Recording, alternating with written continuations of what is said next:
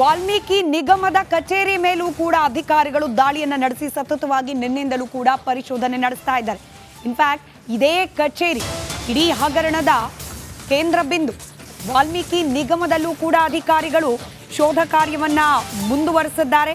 In fact ಅಲ್ಲಿದ್ದಂತಹ ಖಜಾನೆ ತಿಜೋರಿ ಅದೆಲ್ಲವನ್ನ ಕೂಡ open ಮಾಡಿಸಿ ದಾಖಲಾತಿಗಳ ಪರಿಶೀಲನೆಯನ್ನು ಮಾಡ್ತಿದ್ದಾರೆ.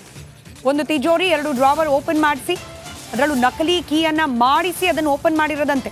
ದದ್ದಲ್ ಕೊಠಡಿಯಲ್ಲಿದ್ದ ಒಂದು ತಿಜೋರಿ, ಹಣಕಾಸು ವಿಭಾಗದಲ್ಲಿದ್ದ 2 ಡ್ರಾವರ್, ಕೀ ಮೇಕರ್ಸ್ನ ಕರೆಸಿ ತಿಜೋರಿ ಹಾಗೆ ಡ್ರಾವರ್ ಅನ್ನ ಓಪನ್ ಮಾಡಿಸಿ ಶೋಧ ಕಾರ್ಯವನ್ನ ಮುಂದುವರೆಸಿದ್ದಾರೆ.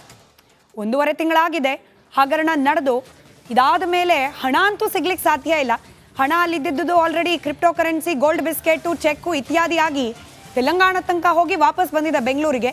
ಈಗ ಅಲ್ಲಿ ಸಿಗಬಹುದು ಅಂತ ಆದರೆ ಬಹುಶಃ ಡಾಕ್ಯುಮೆಂಟ್ಸ್, ದಾಖಲೆಗಳು. ಎಕ್ಸ್ಕ್ಲೂಸಿವ್ ದೃಶ್ಯವನ್ನ ನೀವು ಗಮನಿಸ್ತಾ ಇದ್ದೀರಿ.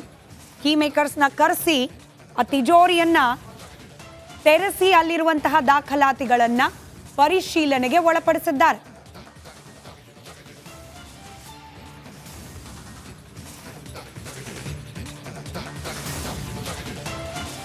ವಾಲ್ಮೀಕಿ ನಿಗಮದಲ್ಲಿ ನಡೆದಿರುವ ಬೃಹತ್ ಭ್ರಷ್ಟಾಚಾರ ಪ್ರಕರಣಕ್ಕೆ ಸಂಬಂಧಪಟ್ಟಂತೆ ನಾವು ಗಮನಿಸ್ತಿದ್ದೀವಿ. ಮಾಜಿ ಸಚಿವರು, ಶಾಸಕರು ಇವರೆಲ್ಲರ PAಗಳು ಬಹಳ ಆಕ್ಟಿವ್ ಆಗಿ ಈ ಹಗರಣದಲ್ಲಿ ಇನ್ವಾಲ್ವ್ ಆಗಿದ್ದಾರೆ ಅನ್ನೋದಕ್ಕೆ ಬೇಕಾದ ಸಾಕ್ಷ್ಯಗಳು ಲಭ್ಯವಾಗಿದೆ.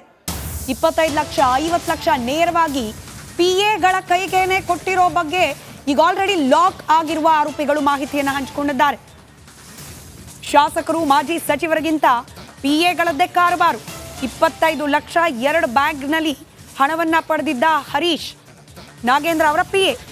ಮತ್ತೊಂದು ಕಡೆ ದದ್ದಲ್ PA ಪಂಪಣ್ಣ ಅವರಿಗೆ ಒಂದ್ಸತಿ 5 ಲಕ್ಷ, ಮತ್ತೊಂದು ಸತಿ 50 ಲಕ್ಷ, ಒಟ್ಟು 55 ಲಕ್ಷವನ್ನ ನೀಡಲಾಗಿದೆ. ಶೇಷಾದ್ರಿಪುರಂನ ಸ್ಲಂ ಬೋರ್ಡ್ ಬಳಿ ಹಣ ಪಡೆದಿರುವ ಬಗ್ಗೆ ಕೂಡ ಮಾಹಿತಿ ಇದೆ. ಇನ್ನು ಲೆಕ್ಕಾಧಿಕಾರಿ ಪರಶುರಾಮ್ಗೆ 25 ಲಕ್ಷ ನೀಡಿರೋ ಬಗ್ಗೆ ಮಾಹಿತಿ. ಇವೆಲ್ಲವೂ ಕೂಡ ರಿಪಬ್ಲಿಕರ್ನಕ್ಕೆ ಎಕ್ಸ್ಕ್ಲೂಸಿವ್ ಆಗಿ ಲಭ್ಯವಾಗಿರುವಂತಹ ಡೀಟೇಲ್ಸ್.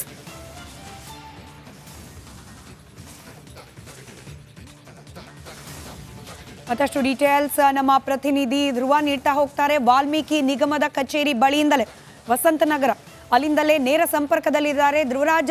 ಇಡೀ ಪ್ರಕರಣದಲ್ಲಿ ಶಾಸಕರ, ಮಾಜಿ ಸಚಿವರ PAಗಳದ್ದೇ ಕಾರುಬಾರು. ಅವರ ಕೈಗೇನೆ ವಾಲ್ಮೀಕಿ ನಿಗಮದ ಅಕೌಂಟ್ನಲ್ಲಿ ಇರಬೇಕಾಗಿದ್ದ ಹಣ ನೇರವಾಗಿ ಹೋಗಿದೆ ಅನ್ನೋ ಮಾಹಿತಿ. ಡೀಟೇಲ್ಸ್ ಹಂಚ್ಕೊಳ್ಳೋದಾದ್ರೆ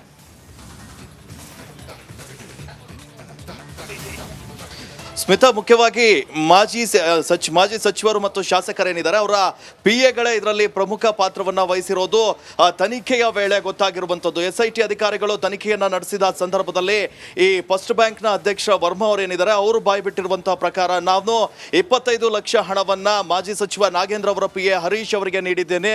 ಅದಾದ ನಂತರ ಈ ದದ್ದಲ್ ಅವರ PA ಪಂಪಣ್ಣಗೆ ಕೂಡ 2 ಬಾರಿ, ಒಂದ್ಸಲ 5 ಲಕ್ಷ, ಇನ್ನೊಂದ್ಸಲ 50 ಲಕ್ಷ ಸೇರಿ 55 ಲಕ್ಷ ಹಣವನ್ನ ನೀಡಿದ್ದೇನೆ ಎನ್ನುವಂತ ಮಾಹಿತಿಯನ್ನ ಹೇಳಿದ್ದಾರೆ. ಈ ಶೇಷಾದ್ರಿಪುರಂನ ಸ್ಲಂ ಬೋರ್ಡ್ ಬಳಿ ದದ್ದಣ್ಣವರ PA ಅವರಿಗೆ ಈ ಒಂದು ಹಣವನ್ನ 55 ಲಕ್ಷ ಹಣವನ್ನ ನೀಡಿದ್ದೇನೆ. ಹಾಗೆ ಶ್ರೀಸಾಗರ್ ಹೋಟೆಲ್ ಬಳಿ, ಈ BBMP ಆಫೀಸ್ ಸಮೀಪ ಇರುವಂತಹ ಹೋಟೆಲ್ ಬಳಿ 25 ಲಕ್ಷ ಹಣವನ್ನ 2 ಬ್ಯಾಗ್ನಲ್ಲಿ ನೀಡಿದ್ದೇನೆ ಅಂತ ಪೊಲೀಸರ ಮುಂದೆ ತನಿಖೆ ವೇಳೆ ಬಾಯಿ ಬಿಟ್ಟಿದ್ರು. ಇದೇ ವಿಚಾರಕ್ಕೆ ಸಂಬಂಧಪಟ್ಟ ಹಾಗೆ ನಿನ್ನೆ ಮಾಜಿ ಸಚಿವರ PA ಹರೀಶ್ನನ್ನ ಕೂಡ ವಶಕ್ಕೆ ಪಡೆದುಕೊಂಡು ವಿಚಾರಣೆಯನ್ನ ನಡೆಸಿದ್ರು ED ಅಧಿಕಾರಿಗಳು. ಹೀಗಾಗಿ ಇವರೇನಾದ್ರೂ ವಿಚಾರಣೆ ವೇಳೆ ಶಾಸಕರು ಹಾಗೆ ಮಾಜಿ ಸಚಿವರ ಹೆಸರನ್ನ ಬಾಯ್ಬಿಟ್ರೆ ಅವರಿಗೆ ಸಾಕಷ್ಟು, ಅಂದ್ರೆ ಅವರಿಗೆ ಈ ಪ್ರಕರಣದಲ್ಲಿ ಸಿಲುಕುವಂತ ಸಾಧ್ಯತೆಗಳು ಸಾಕಷ್ಟು ದಟ್ಟವಾಗಿರುವಂತದ್ದು. ಸ್ಮಿತಾ, ರೈಟ್, ಧನ್ಯವಾದ ಧ್ರುವ ಮಾಹಿತಿಗಾಗಿ.